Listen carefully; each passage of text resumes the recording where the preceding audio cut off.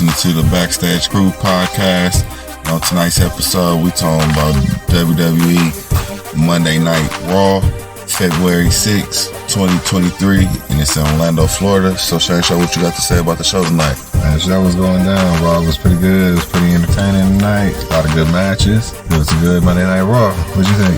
It was a good Monday Night Raw. Give 2 thumbs up. Yeah. So we kicked off the night tonight with Edge and Beth Phoenix in the ring, and then Judgment Day came out. Pretty much Edge and Beth Phoenix calling out Judgment Day, but they were outnumbered. There was no Rhea Ripley there. It was just the 3 men versus the 2 of them. So Street Profits came out. It was pretty good. I can parade the match with the first match coming in with Damian Priest versus Angelo Dawkins. Yeah.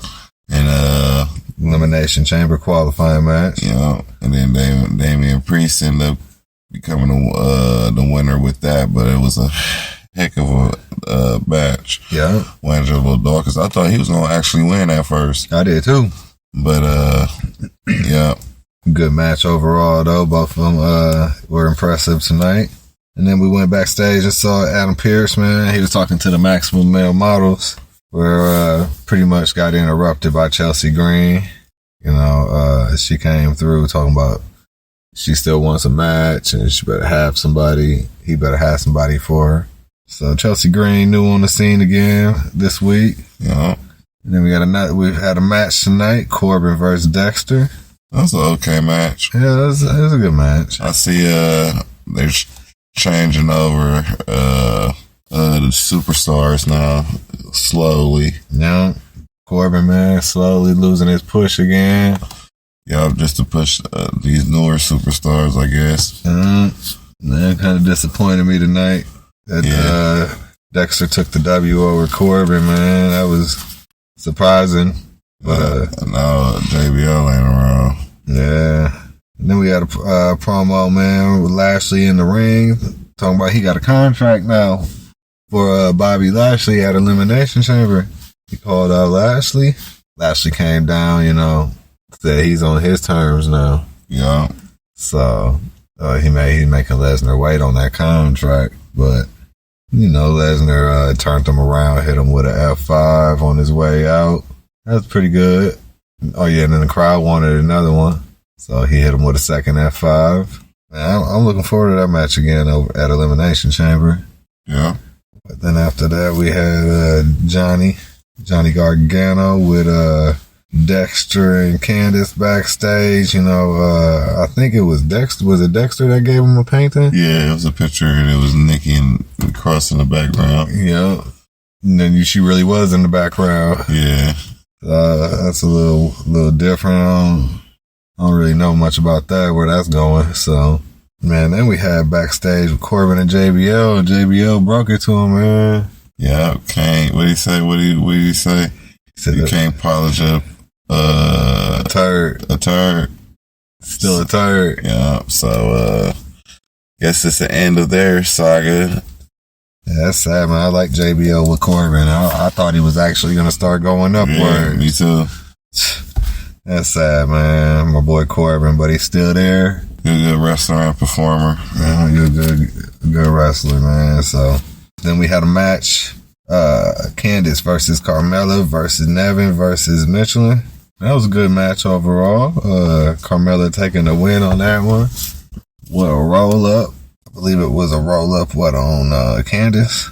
But everybody was looking good in that match tonight. Piper was. Yeah. It was a pretty strong match tonight they put on. What you think? Yeah, it was a good match. It was a good, what was that, like for 5-way? 4-way, yeah. 4-way. But yeah, it was a good match. Yeah. Piper showed out. Candice, all of them. Michin, all of them. It was a pretty good match. Yeah. Then following that was the Miz and Boggs. Well, Miz was backstage talking about Boggs, with Adam. In front of Adam Pearce's office. And Boggs came out talking about he got a match, or he got already seen by Adam Pearce before the Miz could. So Miz was upset that Boggs got seen first, but we got a match next week. Boggs versus Miz. And then Boggs actually seems like a good wrestler. I just don't know why they give him that silly character. Yeah. I don't get that, but they try to like make something that's entertaining for the kids and the fans. I don't know. Yeah. I don't even know if they think it's entertaining. Yeah. But following that, man, was Alpha Academy versus Cedric Alexander and Shelton Benjamin. And we saw Shelton and Cedric take the win. Then down the line, you heard what Bobby Lashley said to Brock Lesnar. He said, "I'm gonna have my manager look over the contract." And who is his manager? Right. Did they throw us a Easter egg out there or whatever? But yeah, it's gonna be interesting to find out who his manager and all these people are now. Unless he just was talking out there freestyling. Yeah, could be. And following that, we saw Cody Rhodes and Paul Heyman in the ring, and Cody Rhodes telling him a story about his dad and what Paul Heyman did for his dad. And it's always about his dad with him, man. And then Paul Heyman switched it up on him. You thought it was going to be sentimental. He was like, yeah, your father's last words to me was, you was his favorite son. But then turned around and said, Roman was his favorite, though, which it was better than them type stuff. So I wish that was his son and stuff. Yeah. So this is hilarious. But yeah, it's going to be a good beef. I don't think he might be Roman, but I doubt it. Yeah, I kind of doubt it too. I don't see him beating him, but that'd be crazy, man, if he did beat him at Mania. Yeah, it's like, where's the storyline gonna go then? The bloodline pretty much over with there. Man, that'd be bad business. And then another thing I want to say, if Cody Rhodes beat Roman Reigns, he is ushering in the new superstar, the new roster of set wrestlers. You know, what they look like, the body set. You know, it's not this Brock Lesnar guy, and, you know, it's like the new guys. It's like, hey, this is y'all top guy, so now y'all can supersede this top guy if you think you're better than him.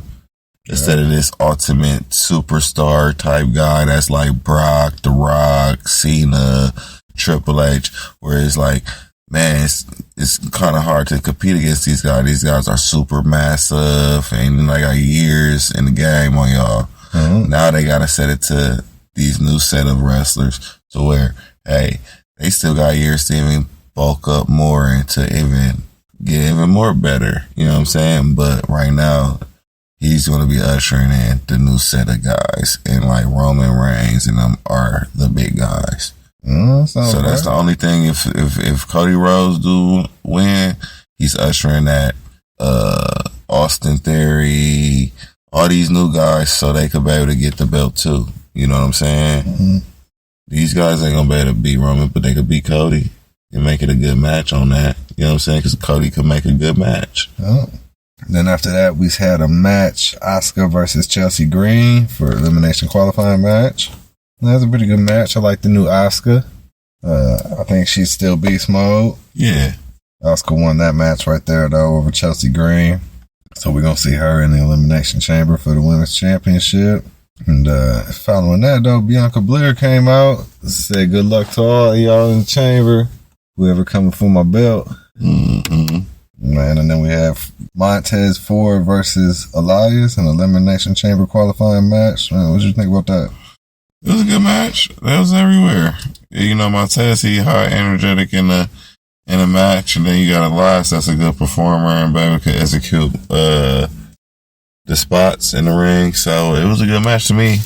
Oh. They always do their thing, especially them two wrestlers. Yeah, but Montez had won that, and he qualifies in the chamber now. Yeah, for the U.S. title. Yeah. Man, Theory was out there watching that one, but after the match, Rollins stopped and attacked him. Did a curve stomp on him. Man, that's pretty good overall. I like what they do on the U.S. title on that, because the World Heavyweight title's tied up with Roman. So yeah. I like how they using the U.S. title right now. And then we had our main event of the night, Becky versus Bayley in a cage match. What's your thoughts on that one, man? It was a good match. I expected Damage Control to come out and interfere, you know. Yeah, that's kind of given. And, you know, of course, Becky was out of numbered. And I wasn't expecting for Lita to come out. Right, and Lita to be on her side. To Becky to come up with the win. But it's just ironic that when Edge and Beth Phoenix come back, here comes Lita. It's like they called her up and said, yeah, we going back, you want to come back? You know. Right. It was a good match after all, though, the cage match. Yeah, I think so too. It was a good performance from everybody tonight. Damage Control, Lita, Becky. Becky hit the Becky bottom or whatever it's called. I don't know. The manhandle slam. Manhandle, yeah. To win the match versus Bayley. And that ended the night right there. Overall, it's pretty good Raw. Yeah. With that being said, I'm going to go ahead and wrap this one up. This is the Backstage Crew Podcast. Find us on Facebook, Instagram, Twitter, YouTube, TikTok. Well, Apple Podcasts, Google Podcasts, Spotify, Pandora. Go to our website at www.backstagecrew.com and check all our updated videos and shorts. Slam of the Nights. Where you get the t-shirt from? I got that www.shop.com. Yeah, I like that. Mm-hmm. Well, with that being said, till next time.